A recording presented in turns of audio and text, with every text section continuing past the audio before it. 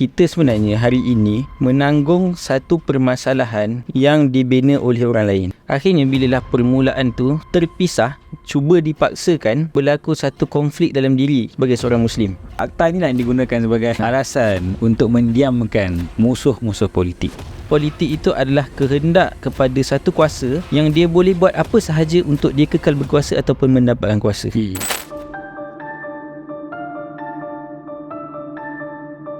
Anda sedang mendengar Lensa Fikir, merungkai akar realiti.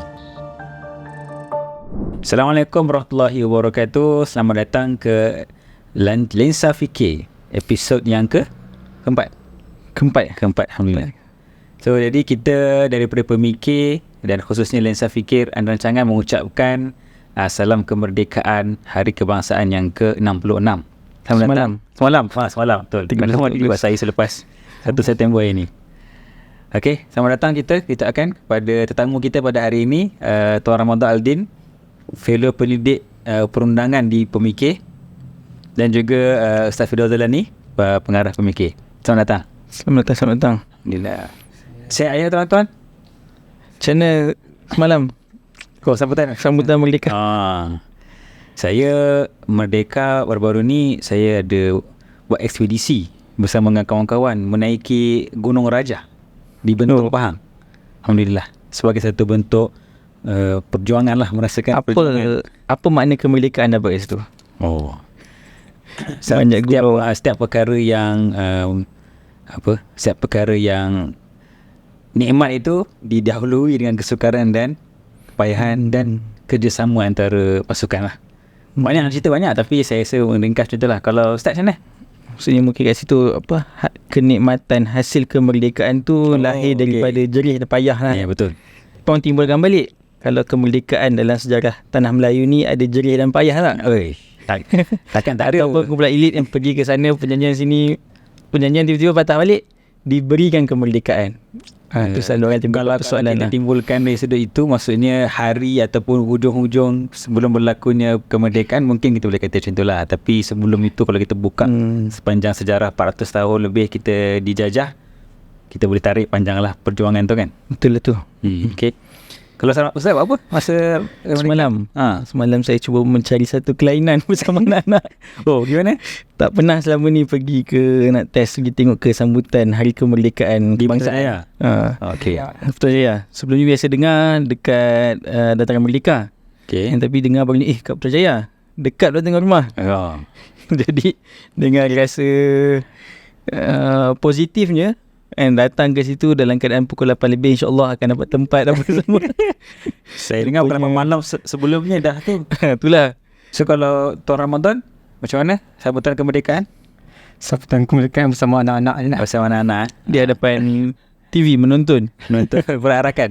Tak bercuti je. Semalam tu ketika saya sesak, anak saya Ahmad Wildan cakap, Abi, biar tengok kat depan TV je. Ini anak-anak warden berpanas terik. Tapi satu benda lah saya rasa menarik bila saya datang ke semalam.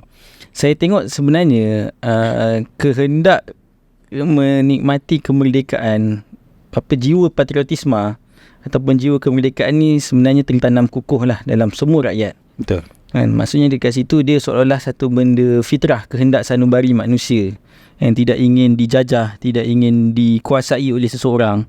Inginkan merdeka lah. Inginkan merdeka lah. Jadi seolah-olah bila hari tersebut, yelah, walaupun kita boleh bahaslah secara makna sebaliknya, tapi rakyat secara umum semua nak akan merdeka. Hari tersebut adalah hari pembebasan daripada penjajahan. Maksudnya kat situ dia adalah satu fitrah manusia yang berkehendak kepada makna-makna pembebasan, makna-makna bebas dalam menentukan nasib dia, tujuan dia, makna yang besar lah. Yang cuma sejauh mana benda itu diisi selepas itu, sama ada ianya hanya dieksploitasi ataupun ianya benar-benar memberi makna sebagai seorang manusia. Kalau Hamka pun ada cakap kan, maksud dia kemerdekaan tu bukan noktah berakhir. Noktah bermula sebab mengisi kemerdekaan dengan macam-macam perkara yang kita rasa membentukkan, semula pembentukan sebuah negara ataupun sebuah bangsa tu bermula selepas itu. Yang itu yang menyebabkan kita punya naratif kemerdekaan tu perlu sentiasa diperhalusi. Adakah kita dah mencapai objektif, adakah kita dah mencapai tujuan dan sebagainya. Itu yang penting. Okey, jadi untuk kali ini kita nak bincang sedikit lah beberapa isu ataupun Beza sikit lah. Sebelum ni mungkin kita bercampur isu kan. betul. Sebab cuma hari ni kita ada Sebab kita ada perundangan. Saya pun rasa macam nak ambil sikit apa? pakaian dah sama dah. Walaupun mungkin tidak berlatar belakang akan perundangan, tapi saya nak mengambil sedikit semangat daripada tahun Ramadan kita, insyaAllah. Jadi kita mungkin akan membincang sedikit beberapa isu atau beberapa topik yang berkait dengan isu perundangan lah, yang mungkin kita akan cuba kupas. Kita bukan nak kupas secara kata apa, macam yang kita faham daripada lensa fikir, kita nak merungkai akar realiti tu. Maksudnya mungkin isu tu kita lihat, isu tu dibahaskan oleh ramai orang, tapi perspektif yang kita nak kemukakan adalah perspektif yang bersifat falsafah dan pemikiran yang di sebalik isu yang berlaku itu. Itu yang kita cuba ketengahkan, mungkin kelainan sikit daripada apa yang ada. Bukan sekadar teknikal perundangan. Ya, betul. Ya, betul. Sebab kadang-kadang orang akan terkeliru ataupun dia berada dalam teknikal terma-terma perundangan, akhirnya dia tidak dapat melihat satu dia apa? The issue yang between the lines tu. Kan? Okay. So isu yang kita pilih, saya rasa isu ni memang isu yang hangat diperbincangkan sebulan dua ini, iaitu isu Nick Allen, yang mana ada satu di Kelantan kan, di mana beliau telah mencabar keabsahan Mahkamah Syariah lah untuk menggubal undang-undang hukuman terhadap kesalahan dalam syariah seperti minum arak, berjudi, berzina dan lain-lain kan? Dan kita tengok pun kes itu adalah rentetan daripada sebuah kes yang tahun 2020, iaitu kes Iki Putra versus Majlis Agama Islam Selangor, yang sangat mencabar keabsahan enakmen dalam syariah berkaitan dengan liwat. Jadi dua kes ini telah menggegarkan, paling kalau tidak menggegarkan Malaysia pun menggegarkan pengamal undang-undang dan juga umat Islam di Malaysia lah, kerana dia berkait dengan keabsahan enakmen dalam syariah di peringkat negeri. Yang mana Gambaran sikit sebenarnya apa Iki Putra tu buat sebenarnya. Okey, kalau kita nak ambil secara sejarahnya, Iki Putra telah ada satu kes jenayah lah, jenayah liwat bersama dengan seorang lelaki, dan Di sini di Selangor. Di Selangor, di Bangi. Oh, okey, di Bangi kami di Bangi okey. Jadi menyebabkan akhirnya dia telah didakwa di Mahkamah Syariah dan telah dipeti bersalah. Cuma dia mencabar keputusan tersebut di Mahkamah Syariah, di Mahkamah Sivil, dan mengatakan bahawa ni ringkas mengatakan bahawa undang-undang jenayah syariah tersebut tidak berperlembagaan kerana sudah ada jenayah liwat di dalam sivil punya undang-undang. Betul kan saya kalau Betul. betul kan? Okay, maksudnya kalau teknikal perundangan dia adalah tentang isu bidang kuasa lah. Bidang kuasa Mahkamah Syariah ataupun bidang kuasa Mahkamah Persetujuan lah. Okey. Jadi adakah saya fikir macam benda ni dia bukan barulah, isu jurisdiction of court ni, di manakah court, Islamic court dan sebagainya ni berlaku. Dan kita pun tahu benda ni dia memang benda yang berterusan lah, masalah-masalah yang berlaku kan. Jadi macam mana kalau kita nak melihat isu ni dari sudut adakah dikotomi dualisme undang-undang ini adalah warisan penjajah ataupun macam mana kalau kita nak faham isu ni? Pertama sekali lah, perundangan yang ada di Malaysia ni, kita mewarisi perundangan kita panggil perundangan daripada Westminster, daripada British kan. Okay. Semalam kita merdeka kan. Okay. So merdeka tu hasilnya kita membawa beberapa sistem lah ke dalam negara ini. Antara sistem yang kita bawa adalah sistem perundangan tu. Sistem perundangan daripada British tu. Dan kalau kita tengok, sebenarnya perundangan yang kita tengok macam ada masalah apa semua ni, yang pertama sekali kita kena faham bukan masalah daripada perundangan Islam. Okay. Ada bukan perundangan yang masalah-masalah tu bukan terlahir daripada sistem Islam. Dia terlahir masalah-masalah tu sebab dia berada dalam sistem yang bukan Islam. Okay. Sebagai contoh kalau dalam syariah atau dalam perundangan Islam, kita tidak memisahkan perundangan sekian-sekian ini adalah syariah, perundangan sekian-sekian adalah ini syariah. Tapi kita meletakkan semua perundangan itu, Ini adalah syariah, ini sivil. ini adalah syariah. Semua perundangan semua di bawah Yelah. Syariah Okey, sepatutnya. Yang tu kita faham daripada agama kita lah, syariah Okey. kan. So mungkin yang membezakan, mungkin ada takzir, ada hudud. Maksudnya sumber perundangan tu daripada pemerintah atau daripada Allah SWT terus. Ya betul. So ada yang hukum yang Allah tetapkan dan ada hukum yang pemimpin boleh buat. Okey. Kan? Tu, tapi dua-dua hukum ni, dari mana sama ada pemimpin yang boleh buat, kalau dalam konteks kita parlimen buat, diikat dengan syariah atau tidak. Okey. Tu sepatutnya lah di dalam Islam. Tapi sistem yang kita berada sekarang ini bukan macam tu sistem dia. Tu sebab dia berdasarkan falsafah atau peninggalan sistem yang diberi oleh British lah. Kita bawa daripada sana. Okey, Safidaus, selaku bekas pelajar perundangan saya difahamkan Ustaz ada panggil diploma lanjutan syariah undang-undang, Tapi tak sempat chambering lah. atau macam bering. Tak apa, ilmu tu ada. Sebelum merdeka kita pun kita mengamalkan satu undang-undang sahaja, iaitu undang-undang Islam lah kalau kita boleh tengok daripada sejarah kan. Jadi adakah maksudnya selepas fasa penjajahan undang-undang diwariskan kepada kita, menyebabkan kita ada satu umat Islam terutamanya ada macam kata apa, satu mindset yang murah bagi kan? Dia tak tahu nak ikut mana atau macam mana saya rasa. Itulah saya rasa perspektif ni penting sebenarnya kita faham. Maksudnya kita sebenarnya hari ini menanggung satu permasalahan yang dibina oleh orang lain. Okey. Maksudnya perselisihan tentang bidang kuasa ni bukanlah satu benda yang baru. Tentang isu anak contohnya sebelum ni kan, tentang isu murtad, tentang isu nama Allah sebagainya tu kan. Maksudnya kita hari ini dipanggil istilahnya saya satu benda yang menarik. Saya baru ni ada tonton satu dokumentari. Okey. Digambarkan baru-baru ni Pakistan hari ini, tahun lepas ataupun 2 tahun lepas, dia menghadapi satu banjir yang sangat teruk. Okey. Yang tak pernah berlaku dalam sejarah Pakistan pun. Jadi bila diselidik puncanya adalah akibat sistem pemparitan dan longkang yang dieksploitasi pada zaman British. Oh, okey. Yang akhirnya telah merubah sistem perairan negara Pakistan tu. Dan akhirnya time zaman tu kesan dia seolah nampak membangun lah, dapat agriculture, laluan sungai apa semua. Tapi bila mana apa yang berlaku pada hari ini jadi satu banjir, satu kemudaratan yang besar. Dan ini saya nak gambarkan kat sini macam mana secara fizikal penjajah ini meninggalkan satu bentuk keburukan kepada kita generasi hari ini. Macam itu juga dalam bentuk sistem perundangan sebagai contoh. Maksudnya kita terpaksa menanggung dan terpaksa bergaduh terhadap benda yang diorang punya masalah.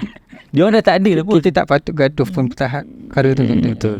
Maksudnya kalau kita ada satu gambaran yang betul, maksudnya semacam tadi Tuan Ramadan sebutkan lah, dalam Islam sendiri pada asalnya memang tidak ada konsep kita namakan sebagai ini undang-undang sivil, ini adalah jenayah individu, ini adalah jenayah publik. Kita tak ada konsep tu pun. Sebenarnya yang datang daripada konsep tu pun daripada barat, yang bila datang daripada perspektif pemikiran dia, yang lahir daripada mengasingkan antara public sphere dengan private sphere. Okey. Jadi public sphere ni seolah macam kepentingan awam, dan private sphere ni seolah berkaitan dengan individu. Jadi bila private sphere ni dia gabung, dia campak lah semua sekali berkenaan dengan perkahwinan, dengan urusan keluarga, dengan individu ke dalam satu bekas ni. Dan dia letak lah, kalau dalam kes di Malaysia dia kata inilah tempat Islam dekat sini. Jadi dia sebutlah ini perundangan Islam. Jadi yang dia bina besar ni digambarkan dengan satu konsep yang dia berdasarkan pada perspektif dan juga naratif diorang, maka dia pun bina inilah seolah-olah perundangan sivil. Okey, ada saya fikir maksudnya pertembungan ataupun kita kata bidang kuasa mahkamah syariah dan mahkamah sivil ni perkara yang lama lah. Sejak daripada kita merdeka lagi berlaku lah benda ni kan. Mungkin kita kata macam tu. Cuma yang terfikir kan, kenapa sekarang ini, adakah sekarang ini berlaku macam ni? Dia ada asakan-asakan. Adakah mahkamah syariah, jenayah syariah yang memang dah kecil pun, dia punya skop kuasa lah, jaga anak-anak, nafkah, cerai, nikah cerai sebagainya, nak dikecilkan lagi. Maksudnya kalau lah dah berlaku macam ni, segala jenayah-jenayah yang dikatakan sebagai jenayah syariah itu, kalau kita ambil daripada titik permulaan ini, adakah lepas ni mahkamah syariah bidang kuasa lebih kecil daripada apa yang sedia ada, walaupun yang dah sedikit kecil itu? Jadi betul lah, maksudnya itu antara kesan yang berlaku lah, fenomena yang berlaku selepas tu. Akhirnya bila lah permulaan tu, satu memang dah dalam bentuk yang terpisah, cuba dipaksakan, akhirnya berlaku satu konflik dalam diri sebagai seorang Muslim. Konflik nilai itulah. Konflik nilai itulah. Bagi seorang Muslim, bila disebut perundangan ni maknanya besar, meliputi. Dan bagi kelompok yang berpegang dengan sekular, yang berpegang dalam bentuk perspektif barat, maka dia melihat undang-undang syariah ni langsung tak ada tempat. Jadi kedua-dua ni bertembung. Bagi konflik yang Muslim dia pun rasa, sepatutnya undang-undang syariah ni patut lebih besar, dan yang barat ni sepatutnya dia menganggap undang-undang syariah ni perlu dihapuskan. Jadi kat situlah apa yang berlaku selama ni. Maksudnya apa yang berlaku kita tengok macam Komanggo yang sebelum ni. Maksudnya sebelum ni pun dalam pelbagai isu sistem Islam, kes sistem Islam, IFC dan IRC, semua tu adalah menunjukkan di sana ada usaha-usaha yang wujud secara terancang untuk merungkai makna-makna perundangan syariah yang sedia ada. Kalau tahun Ramadan, apa ada komen? Kalau kita sebagai seorang Muslim, kita faham mentaati seorang pemimpin tu mendapat pahala. Okey, betul. Dan adakah zaman sekarang ni, kalau kita melanggar traffic light, rasa dosa? Kalau tengok lawan salah. Kalau undangan salah kan. Tapi kalau dari segi syariah pun, kalau tu undang-undang yang pemimpin telah letak dan kita melanggar undang-undang tersebut tanpa sebab lah, maka benda tu boleh jadi satu dosa. Betul. Sebab undang-undang yang pemimpin telah letak. Itu dalam Islam lah. So benda ni sebab kita memisahkan undang-undang pun. Undang-undang traffic light ni bukan syariah. So kita tak apalah, kita langgar. Dan kita tak rasa pun benda tu satu benda yang dosa kan. Tapi kalaulah kita kata ni adalah satu negara Islam, kita nak letak satu perundangan Islam letakkan semua undang-undang ni adalah diikat dengan syariah, diikat dengan Al-Quran, hadis, dengan sumber-sumber daripada syariah. So pemimpin pun tidak boleh membuat undang-undang yang melanggar syariah tadi. Okey, betul. Tadi melanggar syariah ni. Kalau kita ambil KK Putra ni, maknanya kalau kes liwat, katalah kes liwat. So kes liwat pun Muslim ke tak Muslim, dua-dua akan kena hukuman yang sama. Hukuman yang sama. Sebab kita adil kan. Sebab kesalahan tu adalah kita tengok, ni kesalahan jenayah syariah, ni kesalahan sivil. Padahal sebenarnya dua-dua adalah jenayah lah, kesalahan jenayah syariah. Betul. Dua-dua sebenarnya adalah jenayah syariah. Kalau di konteks pemikiran Islam lah. Dua-dua adanya. Sebab liwat tu letaklah dekat mahkamah sivil, letakkan mahkamah syariah. Dia adalah jenayah syariah kan. Dan ada satu lagi yang saya tertarik daripada konflik nilai tu. Bila kita memisahkan undang-undang dengan moral ataupun akhlak kan? Jadi macam berlakulah isu kita kata legally right, morally wrong. Secara legal ni betul, tapi secara moral ni salah. Sebab kita menganggap dalam legal ni kita boleh main term, main technical, akhirnya kita boleh pergi beyond. Kita buat kesalahan tapi tak salah atas kertas. Jadi tapi dalam Islam kita menganggap apa yang dalam legal itulah yang sepatutnya kita buat, akhlak kita lah. Jadi dia adalah satu mujtama' ataupun ummah fadilah itu. Satu selari lah. Ummah yang integriti, ummah yang berkualiti, ummah yang ada nilai. Sebab undang-undang dan peribadi dia, akhlak dia sama, selari. Bukan sekadar sebab undang-undang tak kenakan aku tak ada, aku lari lah. Kan? Itu saya punya rasa pendapat yang boleh kita ambil daripada isu ni lah. Okey, ada apa kalau contohnya untuk next ni kan? Maksudnya dalam keadaan sekarang ni kita tengah diasak oleh beberapa tuntutan-tuntutan daripada orang Muslim sendiri. Adakah lepas ni apa yang kita boleh buat kalau kita nak tengok kan? Adakah kita boleh kemukakan apa-apa ke, kita mendesak ke, macam mana? Seperti mana yang sekarang ni lah. Peguam-peguam yang memihak pada Majlis Agama Islam, kes tengah berjalan kan? Okey, tengah berjalan. Okey, kita menang atau kalah tu tak tahulah apa jadi. Cuma adakah apa yang kita boleh buat dari situ? Maksudnya mendesak kerajaan ke untuk apa-apa? Cuma saya sesudut lah. Saya rasa mungkin kita boleh fikirkan kembali lah. Dan kadang-kadang hari ini seolah-olah ada satu seruan untuk kita mengekalkan ataupun mengangkat bidang kuasa mahkamah syariah setara dengan sivil. Okey. Saya rasa kalau untuk short term punya permainan betul lah pada satu sudut. Tapi pada satu sudut yang lain, dia adalah satu benda yang bahaya lah kat situ kan. Jangka masa yang mungkin panjang, kita kena lebih dari tu lah. Satu lebih daripada tu. Lagi dia sebenarnya akan minta tasawur syariah itu dengan maksud setakat itu sahaja, dikekalkan setakat di bawah mahkamah syariah itu saja. Okey, faham. Dan juga sivil pun seolah-olah kita nak pergi pada solusi macam kalau Israel dengan Palestin lah. Kita seperti terpaksa meniktiraf two state solution. Sedangkan ini bukanlah hakikat keadaan asalnya. Dan benda tu tak akan menyelesaikan pada masa akan datang pun. Sebab kalau saya lihat pun KCK Putra Awi contoh ni pun, sebab yang liwat tu satu Muslim, satu non-Muslim. Jadi itu yang berlaku masalah. Nak letak mana? Jadi memang itulah dia punya, kata apa, dia punya loophole yang boleh menyebabkan berlaku ni macam ni. Sebab itu berlaku kan. Sebab ada pasangan non-Muslim, ada pasangan non-Muslim, anak macam mana? Anak dia dengan siapa? Itu dia berpecah antara court kan. Betul. Okey.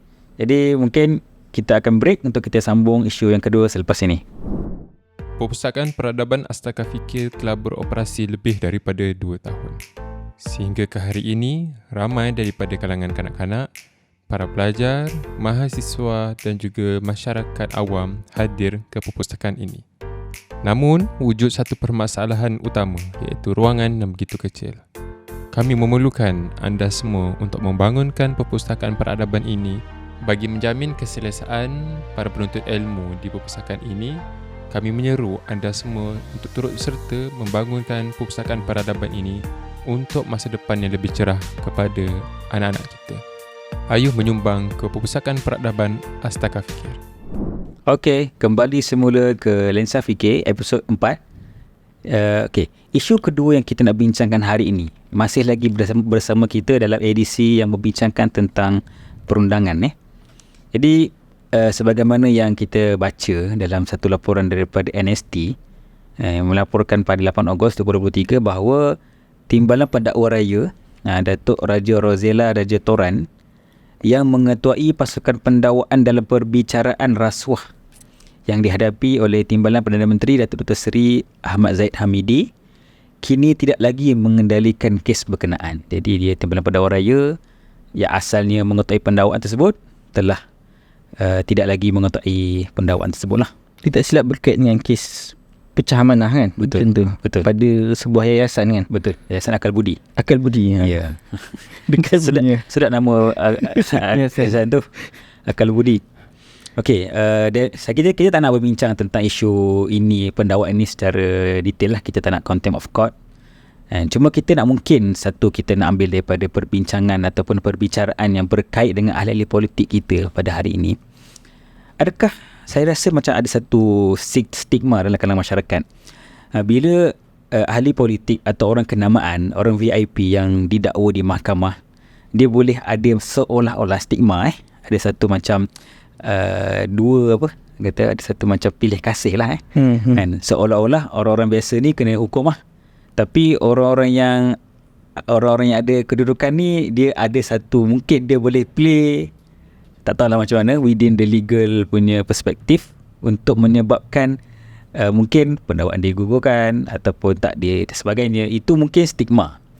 Adakah benda ni betul-betul berlaku, Tuan Ramadan? Sudah. Sebenarnya benda ni bukan baru lah. Bukan perkara yang baru. Dan benda ni pun terjadi dalam perundangan barat pun. Bukan di Malaysia sajalah.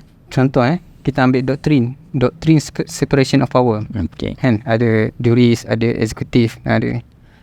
Doktrin tu terhasil sebab macam ni.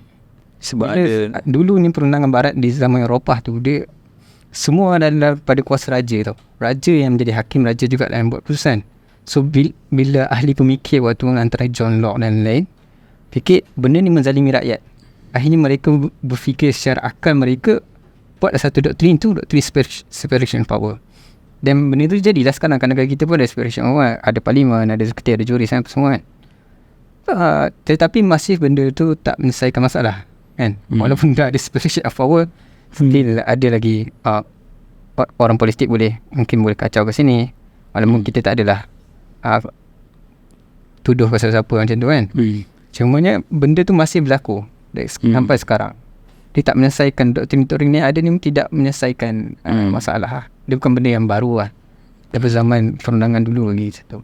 So, jadi adakah maksudnya separation of power ni satu idea yang sebenarnya tidak tepat ataupun sebenarnya tak? Kadang-kadang pun saya terfikir juga, maksudnya kalaulah satu kita nak gambarkan lah soalan macam satu usaha yang jujur nak memastikan politik itu tidak campur tangan terhadap perundangan Penghakiman. dan dalam penghakiman, dan juga penghakiman pun tidak ada kuasa terhadap isu politik secara langsung.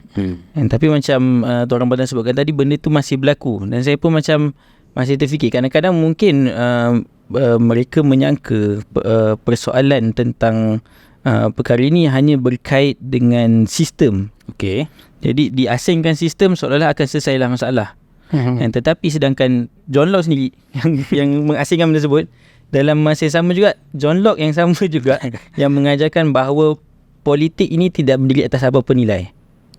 Ada pertemuan di situ. Sebenarnya dikatakan politik itu adalah kehendak kepada satu kuasa yang dia boleh buat apa sahaja untuk dia kekal berkuasa ataupun mendapatkan kuasa. Jadi sebenarnya secara tak langsung, bila John Locke meletakkan politik itu dengan maksud sedemikian, yang selalu orang sebutkan matlamat menghalalkan cara. Yang jadi matlamat untuk kekal berkuasa tu halal lah, walaupun dengan cara dia bercampur tangan terhadap isu-isu perundangan penghakiman dekat situ kan. Kalau lah ikhlas kalau doktrin separation of power dia akan menyelesaikan masalah tu lah. Betul. Tapi mungkin sebenarnya doktrin separation of power ni sebenarnya adalah nak memegang orang, nak pegang orang politik, nak pegang hakim. Ada yang nak memegang lah, sebab ada doktrin ni lah memegang apa kan. Dia usaha yang manusia cuba fikir lah kan.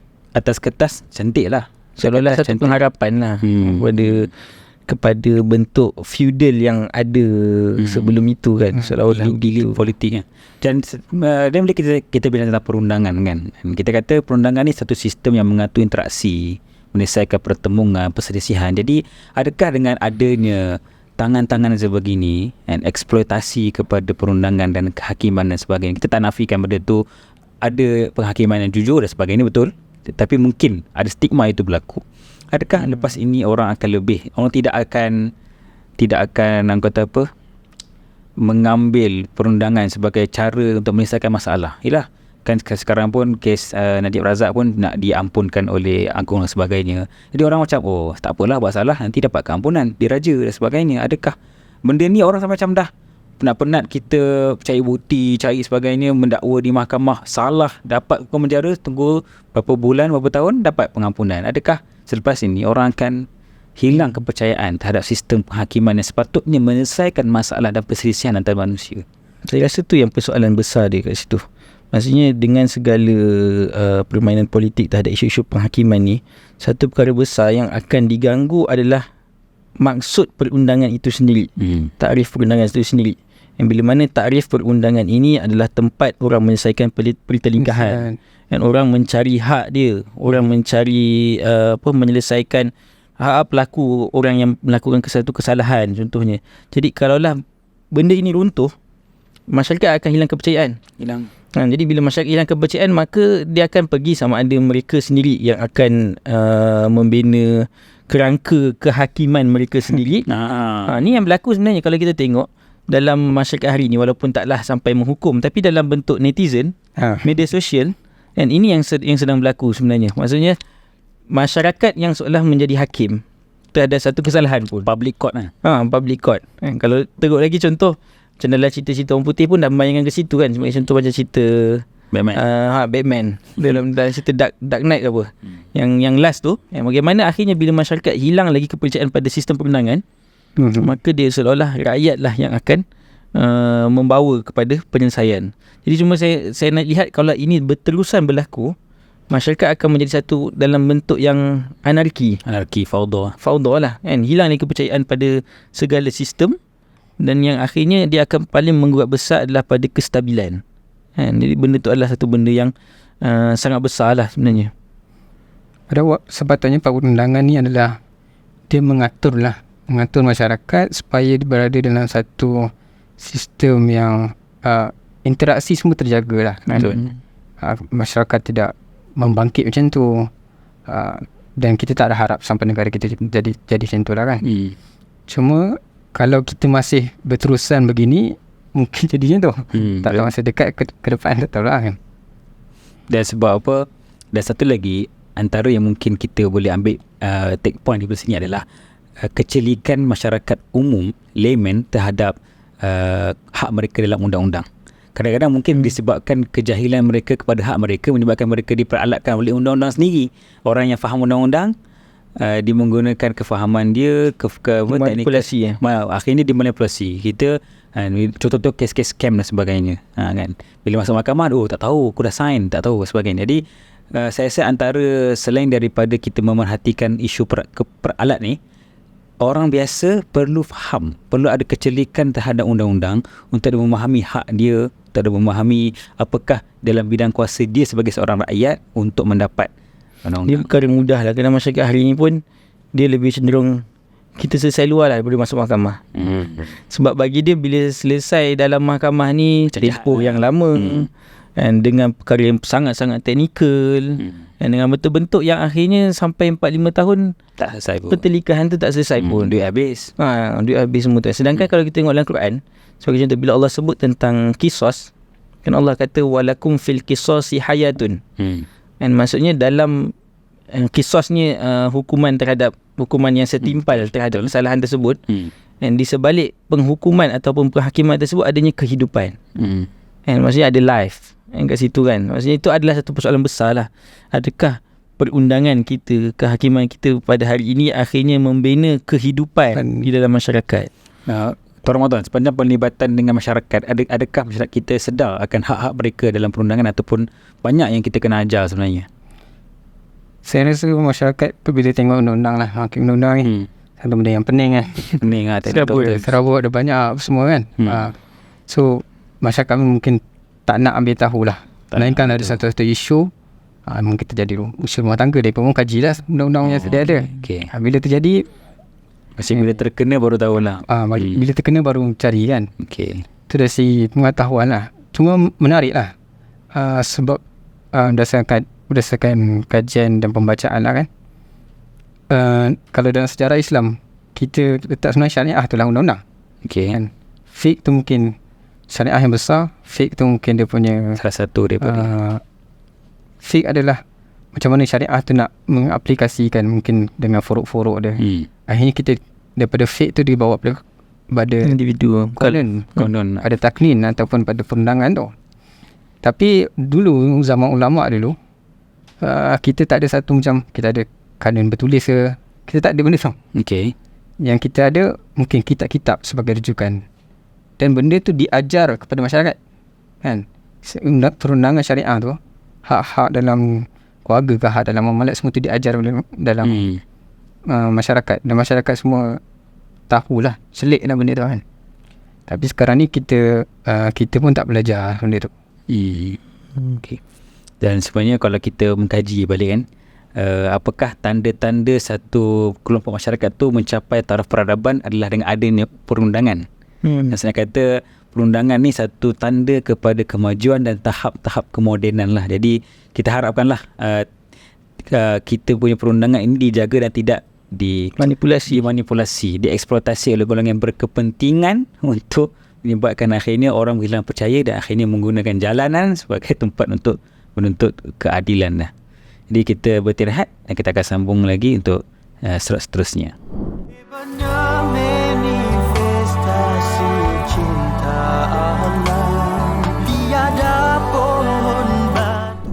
Okey, kembali semula kita ke lensa fikir. Okey, kita isu ketiga ni kita nak keluar sikit daripada perundangan lah. Cuma di isu berkaitan jiran kita. Di sini jiran penyiaran kita, iaitu TV Pertiwi. Bukan sekat jiran, rakan strategik. Rakan strategik juga. Partner kita kami di pemikir rakam, ada beberapa rancangan lah kan. Betul. Rakam di sana. Masih lagi, dan juga kita banyak lagi akan kerjasama. Dan kalau kita tengok 18 Ogos yang lalu, lebih kurang 2 minggu lepas, semakan melalui hasil ping menunjukkan alamat ke tvpertiwi.com.my telah disekat oleh SKMM. Dan juga sekatan kepada TikTok TV Pertiwi. Bila kawan kita, sahabat kita Ustaz Firdaus Salahuddin meminta penjelasan daripada SKMM. Dia kata pihaknya menjalankan kewajipan bawah Akta Komunikasi dan Multimedia 1998. Dan tak dijelaskan apakah kesalahan itu. Adakah post yang mana. Sesuatu ni kena jelas lah kan. Perundangan kena jelas lah apa yang dilanggar itu. Dia kata berulang kali melanggar garis panduan komuniti kalau kat TikTok lah. Kata kandungan yang ada maklumat salah yang berbahaya dan boleh menimbulkan kemudaratan umum ni lah. Jadi tak jelas lah pun apakah piawaian yang diletakkan dalam perti kata tidak benar dan melanggar community standard tu.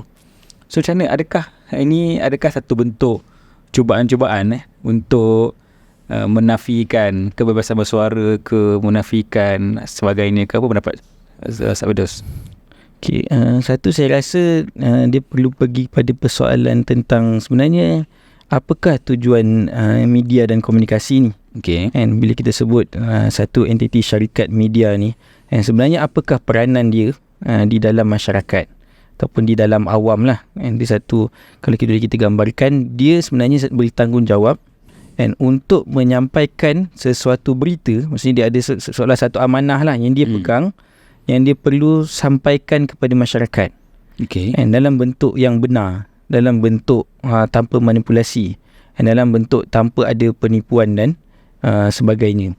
Jadi dekat sini dah apa yang berlaku sebenarnya, kalaulah dengan dalam kes ini dituduh ada beberapa post yang berkait dengan seolah menyentuh sensitiviti awam lah, seolah-olah lah benda dekat situ kan. Okay. Tapi sebenarnya kalau kita lihat, itulah kebenaran yang sedang berlaku dalam masyarakat. Di sana ada ancaman, di sana ada cabaran, di sana ada kelompok yang sedang merancang dan juga menyusun untuk sama ada meruntuhkan nilai-nilai masyarakat, meruntuhkan nilai-nilai kenegaraan.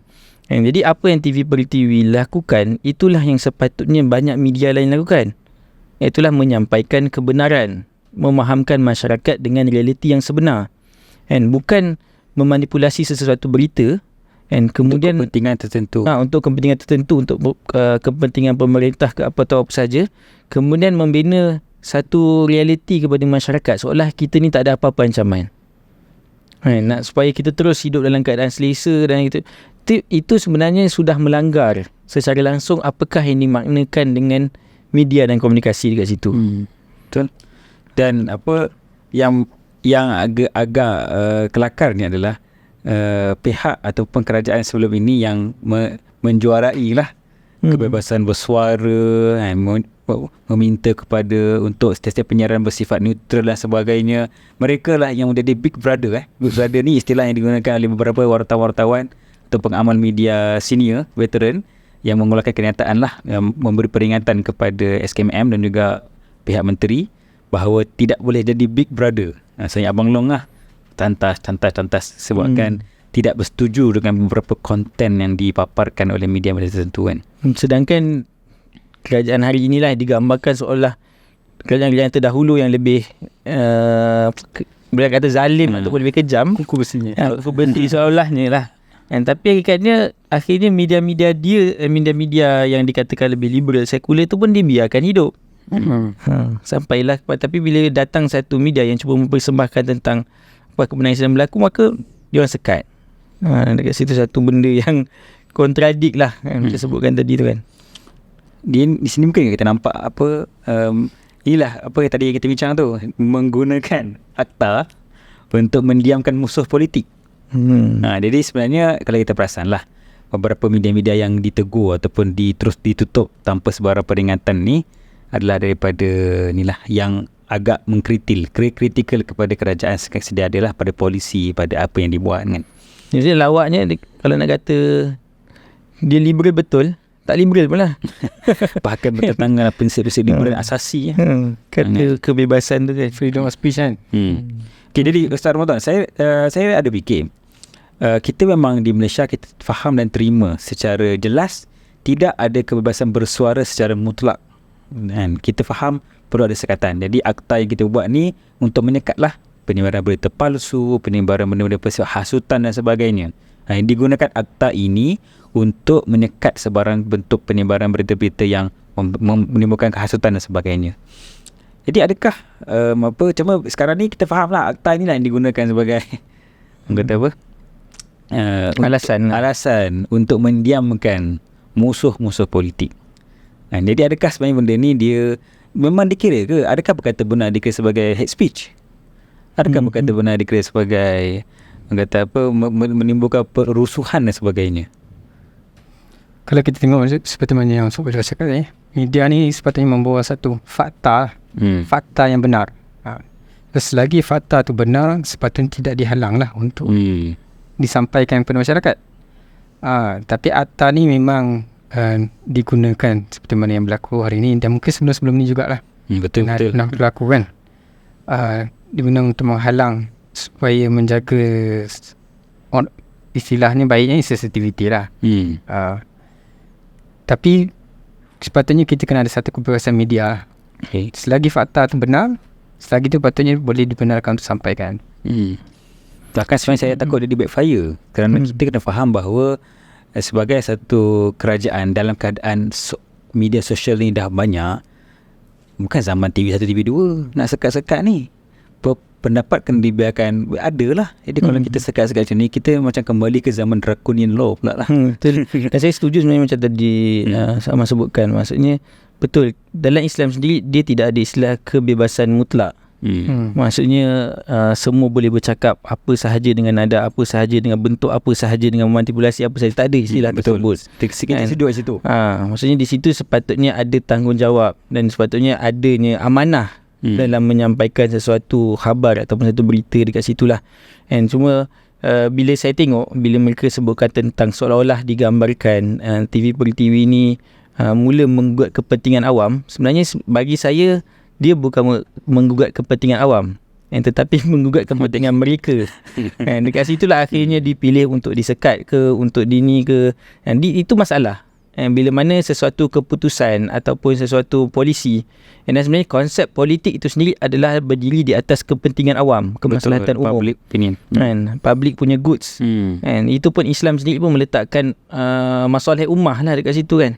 Jadi apa-apa yang menggugat masalah ummah itu perlu dihalang. Tapi apa yang sedang berlaku di sini bukan masalah ummah, tapi apa yang berlaku di sini adalah masalah fardi, hizbi. Secara kelompok dia lah, interest kepada kelompok dia. Sedang kita boleh faham masyarakat Melayu Islam sendiri menghargai konten-konten yang menceritakan tentang hakikat tentang ancaman-ancaman yang sedang Melayu hadapi, cabaran-cabaran menuju ke depan. Benda itu adalah persoalan besar yang sebenarnya sedang mendidik bangsa Melayu ni. Dan saya tengok TikTok mereka pun yang baru ni naik cepat. Memang dapat sokongan lah. Okey, cuma dah berkait kita bincang tentang isu kebebasan bersuara, isu tentang pengamalan media ni, kita ambil sikit satu isu tentang 3R. Yang mana sebelum ni dalam kempen politik dia tidak dibenarkan lah untuk mengulas tentang isu 3R, terutamanya dalam kalangan media lah. Dan dikatakan juga antara sebab kita boleh buat spekulasi lah sebab dia tak cakap kenapa kan. Isu 3R ni yang menyebabkan TV per TV disekat lah. Jadi kita nak ambil sikit bincang, adakah memang sebenarnya kita boleh pisahkan dalam medan-medan pengucapan awam dan politik terutamanya, tak boleh kita kaitkan dengan langsung dengan tiga-tiga benda ni. Sedangkan psyche orang Melayu ni, jiwa orang Melayu ni memang tak boleh pisah dengan agama ni. Nak cakap macam mana? Itulah jati diri dia kan. Dan melekat dalam Melayu tak macam mana sama kayak di barat. Betul. Itu satu persoalan lah juga sebenarnya. Apa yang didefinisikan dengan 3R itu tidak boleh dibicarakan dengan politik. Kalaulah dimaksudkan 3R ini tidak boleh dipolitikkan ataupun dimanipulasi untuk kepentingan politik, saya setujulah pada sudut itu.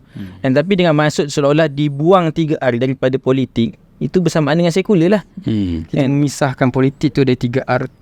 Macam itu sekular lah. Itulah takrifan sekular pun, bila mana agama itu mula dibuang daripada kerangka pentadbiran dan juga kerangka politik. Sedangkan rukun negara kita, perlembagaan kita jelas-jelas ada Islam, ada ketuhanan, kepercayaan kepada Tuhan. Nak bawa mana lagi? Dan sepatutnya betul lah, maksudnya sepatutnya kalaulah framework kenegaraan kita ini berdiri di atas Islam, berdiri di atas bangsa Melayu, dan berdiri di atas struktur-struktur asas ini, maka perkara ini perlu dibicarakan dan parti politik perlu membuktikan kesetiaan mereka Terhadap terhadap framework ini, yang mereka tidak akan gugat, yang mereka akan perkasakan framework ini. Ini yang sepatutnya berlaku lah. Okay, cuma mungkin kalau kita nak ambil satu pendekatan yang jadi devil's advocate sikit. Okay. Sebagai contoh, ada juga baru-baru ni dalam 2-3 minggu ini satu kenyataan daripada Menteri Besar Kelantan yang telah melabelkan 2 adun yang bukan daripada kalangan ahli PAS atau Perikatan Nasional sebagai melawan Islam atau melawan melawan dakwah Islam ke apa, saya tak ingat dia punya tepat tu, tapi melawan Islam secara umumnya kan. Jadi ni satu juga, maksudnya mungkin kita faham dari punca dihalang ataupun disekat 3R ni sebab tak nak macam ni lah, menggunakan masjid, menggunakan surau, pentas-pentas pengucapan awam untuk menimbulkan satu bentuk kefahaman-kefahaman agama yang mengkafirkan, mengeluarkan orang daripada Islam dan sebagainya. Jadi mungkin salah satu bab itu, adakah itu yang sebetulnya, ataupun adakah dua-dua pihak ini salah? Satu ni menggunakan agama, satu lagi menolak agama terus. Macam mana kalau kita nak tengok? Kalau bagi saya rasa berlaku salah guna bukan menjadikan alasan untuk kita buang terus kan. Itu satu benda yang salah lah. Maksudnya meletakkan penyalahgunaan secara itu pun salah. Yang seolah-olah, kalau bahasa kasarnya lah, kalau dalam zaman gelap Eropah itu dikatakan padri itulah pemegang-pemegang kunci syurga.